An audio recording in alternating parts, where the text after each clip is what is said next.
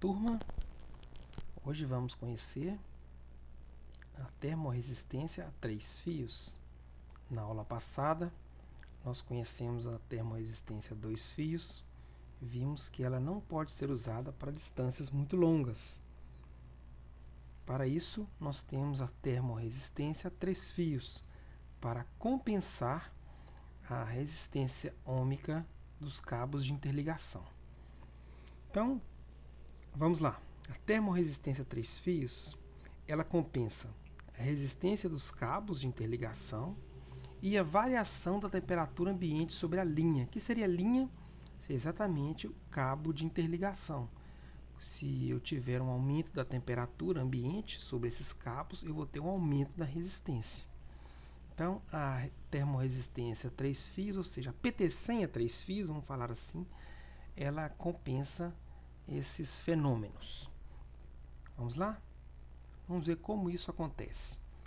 É o tipo de ligação mais usado na indústria, tá? A de 3 fios. Então, acontece da seguinte forma. Temos aqui 2 circuitos compostos pela resistência da minha PT100 e a resistência dos condutores, dos cabos.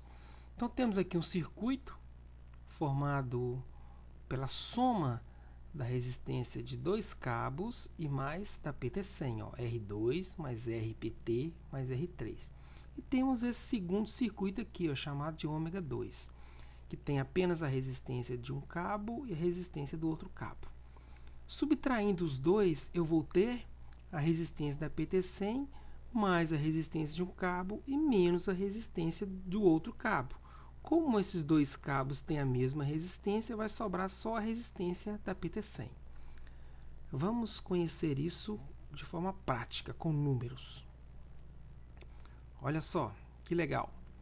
Temos aqui um instrumento fazendo a medição a 70 graus Celsius e pela tabela de correlação, 70 graus Celsius equivale a 127 ohms.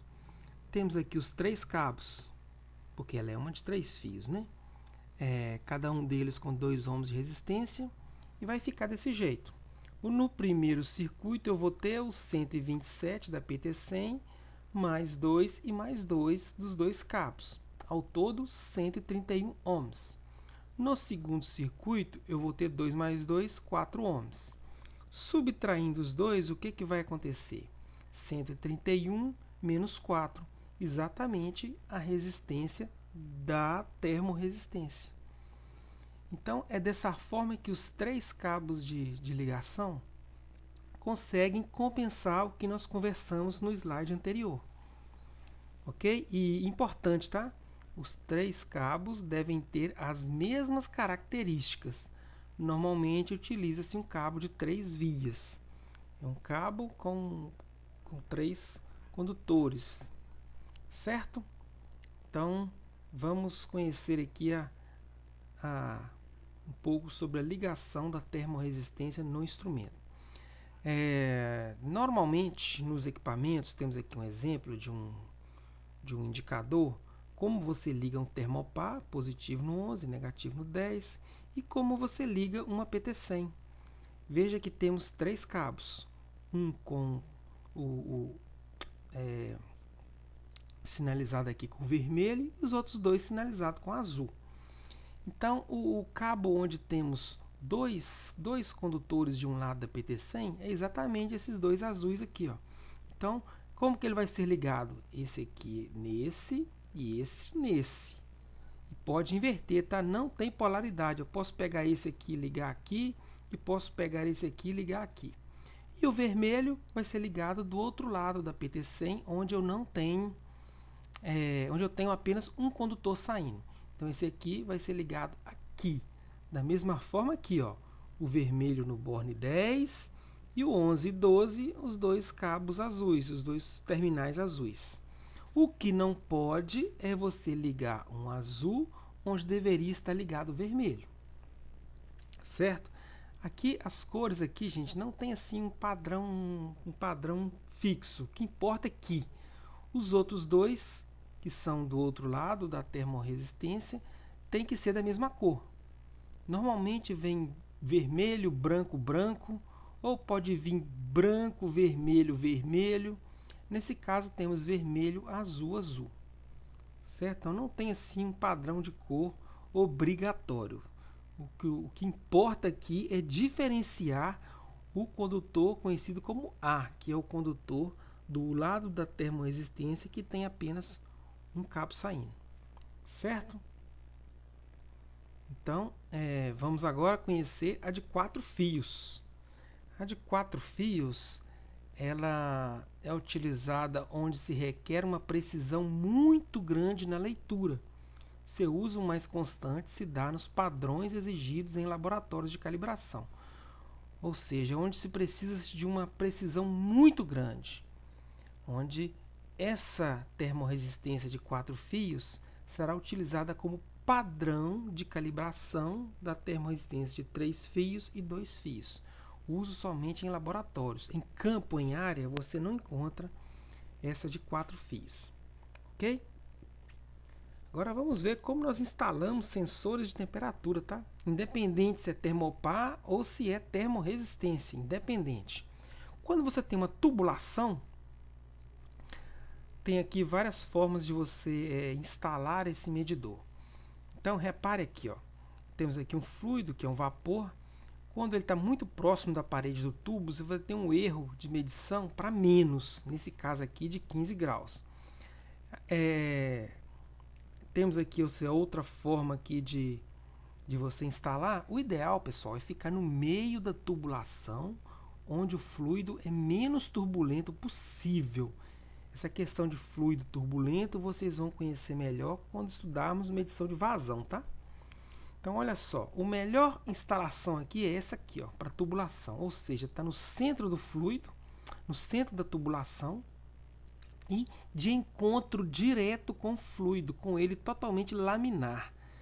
Então, o fluido vai vir aqui, vai dar de frente com o meu sensor e onde eu vou ter a melhor medição, com menos erro.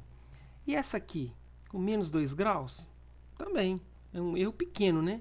Mas se ela fosse colocada um pouquinho para cima aqui, ó, provavelmente teríamos um erro também de 0 graus, igual essa aqui. Então, em curvas, igual está aqui, ó, não é aconselhável você instalar dessa forma, mesmo que seja no meio da tubulação, porque o fluido, quando ele faz essa curva, ele fica todo turbulento.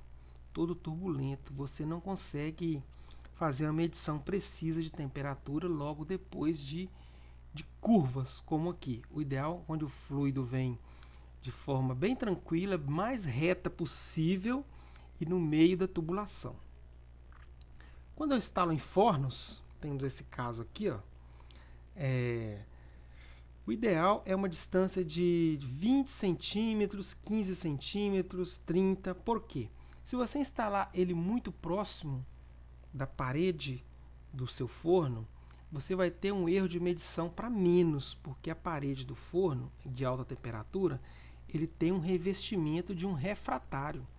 E o refratário, ele vai absorver o calor e não vai permitir você fazer uma medição correta de temperatura do interior desse forno. Então, à medida que eu vou inserindo o meu sensor, eu vou diminuindo o erro, tá?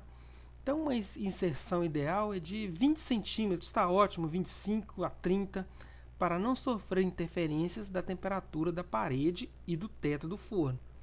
Tá? Aqui eu estou instalando em paredes, mas se for em teto, é só virar essa figura aqui 90 graus para a direita que você vai ter a mesma figura em teto. Então, para a gente finalizar, vamos mostrar aqui um sensor de temperatura instalado em tubulação. Olha só, no meio da tubulação, virado de lado, né, para pegar um impacto direto do fluido. Aqui temos o cabeçote, aqui temos o poço e o sensor está aqui dentro, tá? Está aqui dentro, você tem que desenroscar aqui e você vai ver o sensor e o bloco aqui dentro.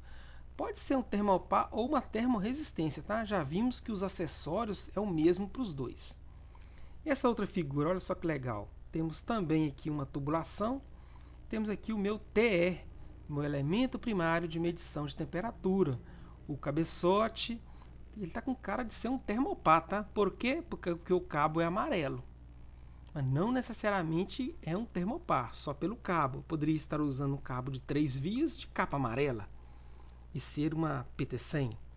E aqui temos um transmissor de temperatura, onde é convertido os milivolts ou a resistência, se for uma PT100, em sinal padrão de instrumentação de 4 a 20 miliamperes. Ok? Finalizamos os estudos de PT100, termorresistência. Próxima aula, termistor. Até mais!